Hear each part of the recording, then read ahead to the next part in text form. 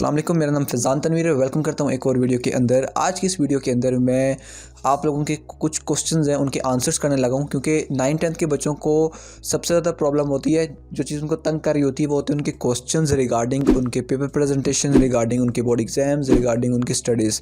सो उम्मीद करता हूँ कि मैं आज मैक्सिमम क्वेश्चंस के आंसर आप लोगों को दे सकूँ।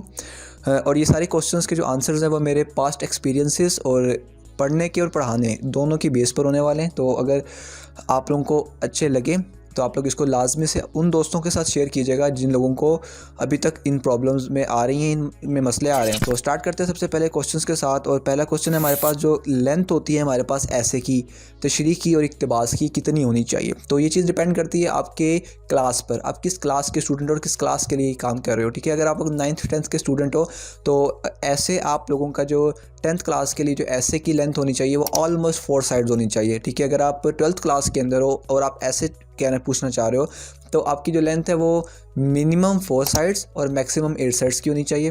अगर हम तशरीह की बात करते हैं तो तशरीह जो है वो ऑल क्लासेस के लिए होती है। तो तशरीह है 9th-10th first year, second year और इक्तिबास की, इन दोनों की जो तशरीहात हैं वो 9th-10th के लिए ऑलमोस्ट 1.5 पेज और फर्स्ट ईयर सेकंड ईयर के लिए ऑलमोस्ट 2.5 पेज होनी चाहिए। क्वेश्चन नंबर 2 की तरफ चलते हैं। वो है हमारे पास time to attempt and length of short questions के, शॉर्ट क्वेश्चन लॉन्ग क्वेश्चंस की लेंथ कितनी होनी चाहिए और उसको कितने टाइम में अटेम्प्ट करना चाहिए। तो देखिए, टाइम कितना लगेगा एक क्वेश्चन को अटेम्प्ट करने में वो डिपेंड करता है आपकी राइटिंग स्पीड के ऊपर कि आप कितने टाइम में कितना लिख सकते हो। लेकिन अगर मैं बात करूँ लेंथ की तो जी हाँ, लेंथ आपकी शॉर्ट लॉन्ग नहीं लगना चाहिए और लॉन्ग क्वेश्चन जो है वो शॉर्ट नहीं लगना चाहिए। ठीक है, लॉन्ग क्वेश्चन ऑलमोस्ट आपके पास हाफ पेज तक तो होना चाहिए। ठीक है, अगर नहीं इतना बन रहा, ठीक है, तो मिनिमम 3 लाइन्स तो होनी ही चाहिए हर क्लास के लिए। और टाइम उसमें ऑलमोस्ट हर शॉर्ट क्वेश्चन के लिए 1.5 से 2 मिनट इनफ होते हैं। ठीक है, लेकिन अगर आपकी स्पीड बहुत कम है या बहुत एवरेज है तो आप उसको 3 मिनट तक लेकर जा सकते हो, लेकिन इससे ज़्यादा लेकर जाओगे तो वो गलत होगा। एंड लॉन्ग क्वेश्चन की बात करें तो 20 मिनट्स आपके पास मैक्सिमम एक टाइम होता है किसी भी लॉन्ग क्वेश्चन को करने के लिए। अगले क्वेश्चन की तरफ बढ़ते हैं। वो है हमारे पास कि तशरीह के अंदर एडिशनल शेयर हम लिख सकते हैं या नहीं लिख सकते। तो तशरीह के अंदर एडिशनल शेयर लिखने चाहिए, बहुत अच्छे लगते हैं। ठीक है, और लिखेंगे कहाँ से हम लोग, तो आप अगर किसी भी टॉपिक के बारे में गूगल पर सर्च करते हो तो आपको काफ़ी ज़्यादा शेयर मिल जाते हैं, बहुत मज़े के होते हैं। स्टूडेंट्स उनको अच्छी तरह याद कर सकते हैं। अगर नहीं तो आप कोई उर्दू की नोट्स गाइड ले सकते हो, ठीक है, जिसके अंदर आपके पास आपको तशरीह के इजाफी इशार मिल जाएंगे। तो मैं रेकमेंड करूँगा कि आप लोगों ने उसको लाजमी से लिखना है।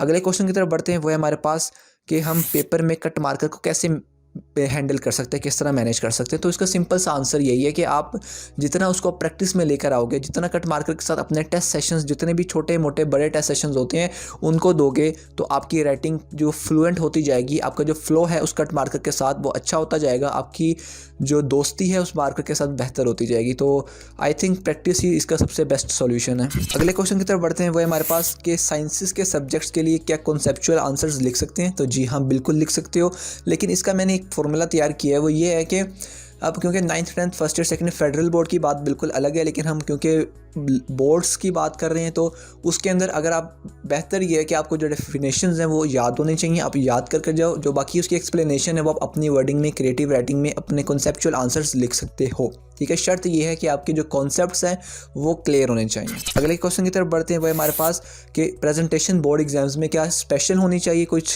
क्यूसिव हैंड राइटिंग होनी चाहिए या उसको सिंपल ही रखना चाहिए।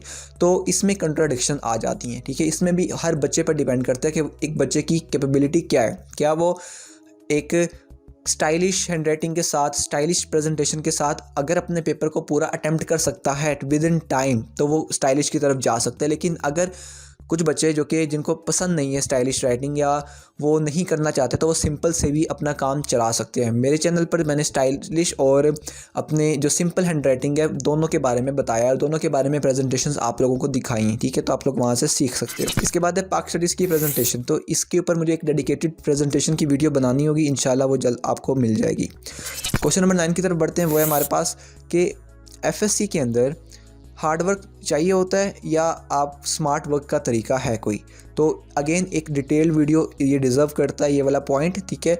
तो अब इन शॉर्ट मैं यही बताना चाहता हूँ कि एफएससी के अंदर जो हार्ड वर्क है वो मैटर करता है, लेकिन उस हार्ड वर्क को किस तरीके से लेकर जा रहे हो वो ज़्यादा मैटर करती है, वो चीज़ वो ज़्यादा इंपॉर्टेंट है, क्योंकि हम लोग अंधेरे में तीर नहीं चला सकते, ठीक है, एटलीस्ट अपने एफएससी के अंदर, ठीक है, क्योंकि ये टाइम बहुत लिमिटेड होता है, प्रेशर बहुत ज़्यादा होता है, बर्डन बहुत ज़्यादा होता है। तो हमें हार्ड वर्क करनी है लेकिन उसको सही डायरेक्शन में लेकर जाना है। अब वो सही डायरेक्शन क्या है वो आपको इंशाल्लाह मैं किसी वीडियो में डिटेल से आपको बताऊंगा। इसके बाद अगले क्वेश्चन की तरफ बढ़ते हैं, वो ये कि साइंसेस के सब्जेक्ट्स में इंटरेस्ट कैसे ले सकते हैं। तो इन साइंसेस के सब्जेक्ट में इंटरेस्ट खुद से आना मुश्किल होता है, ठीक है, लेकिन आप उसको डेवलप कर सकते हो विद टाइम, ठीक है। साइंसेस के सब्जेक्ट्स में एक चीज़ के अंदर इंटरेस्ट कब पैदा होता है, जब आपको पता चलता है कि यार ये चीज़ हमारी लाइफ में कहाँ रोल प्ले कर रही है, कहाँ इसकी ज़रूरत है, कहाँ इस्तेमाल हो रही है। तो वो चीज़ आप कोई भी टॉपिक पढ़ते हो साइंस के सब्जेक्ट का, आप जाकर उसको गूगल पर लिख सकते हो, यूट्यूब पर लिख सकते हो कि आपने कोई भी सब्जेक्ट पढ़ा, लेट्स से आपने पढ़ा फ्लूइड डायनामिक्स, आप उसको लिख दो fluid dynamics application in real life, तो आपको इंटरेस्ट पैदा होगा, आपको मज़ा आएगा वीडियो देखने में कि अच्छा ये चीज़ यहाँ पर यूज़ होती है, प्रेशर हमारी लाइफ में यहाँ पर इस्तेमाल होता है। इस तरह आप अपने स्टडीज़ के अंदर इंटरेस्ट पैदा कर सकते हो और मैं समझता हूँ ये काफ़ी ज़्यादा इंपॉर्टेंट फैक्टर है अपने स्टडीज़ के अंदर इंटरेस्ट को पैदा कर पढ़ना।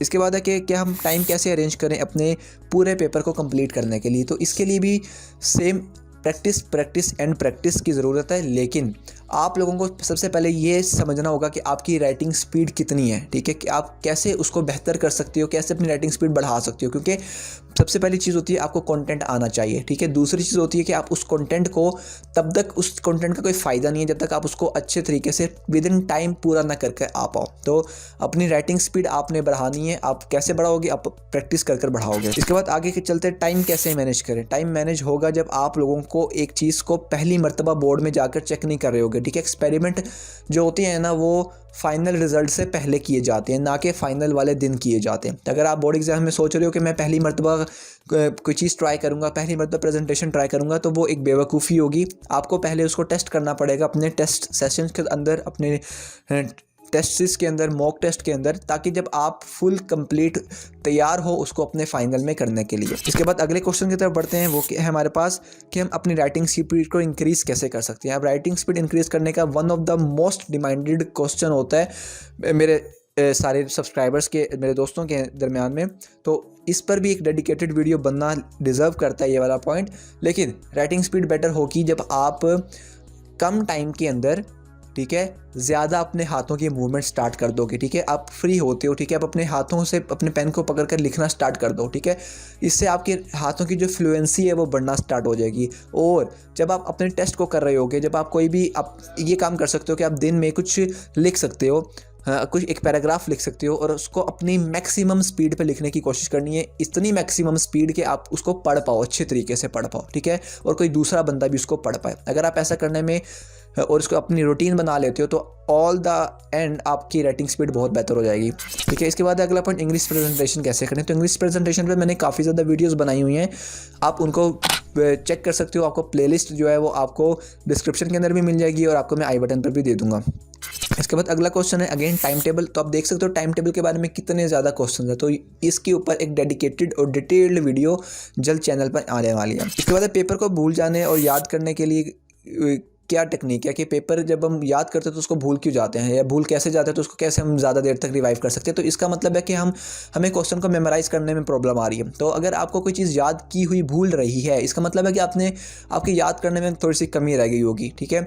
या अगर कमी नहीं भी रही है तो ऐसा है कि आपने उसको सिर्फ, आपको अपेरेंटली ऐसा लगा कि मुझे वो चीज़ याद होगी है, लेकिन बैक एंड पर वो अभी तक आपके दिमाग में सेव नहीं हुई है। तो आपने पहली बात कोशिश करनी है, जब भी आप कोई चीज़ याद करो उसको लिख लो, क्योंकि जब आप लिख लेते हो तो समझो आप वो सेव बटन को दबा रहे हो, और जब सेव बटन दब जाएगा तो इसका मतलब है कि आप की वो चीज़ आपको भूलेगी नहीं, आपको भूल जाती है, ठीक है। इंसान है, ठीक है, माइंड इतना ज़्यादा बोझ बर्दाश्त नहीं कर सकता है, ठीक है। तो उसका हल ये है कि आप उसको रिवाइज करते रहो, ठीक है। रिवाइज करते रहोगे तो वो चीज़ नहीं भूलेगी। इसके बाद है कि क्या हम कट मार्कर से स्ट्रेट हैंड राइटिंग कर सकते हैं। तो जी हाँ, बिल्कुल स्ट्रेट हैंड राइटिंग जो है वो कट मार्कर से की जा सकती है, और मैं समझता हूँ कि ज़्यादा अच्छी लगती है, ठीक है। लेकिन आपको बस थोड़ा सा मार्कर को पकड़ने का तरीका आना चाहिए, तो आप इससे अपना काम ले सकते हो।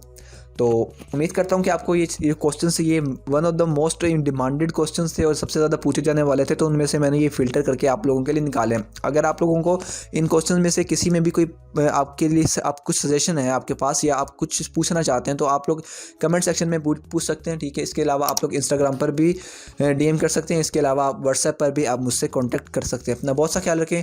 मिलते हैं अगली वीडियो के अंदर, तब तक के लिए सी या टेक केयर, इजाज़त दें, अल्लाह हाफिज़।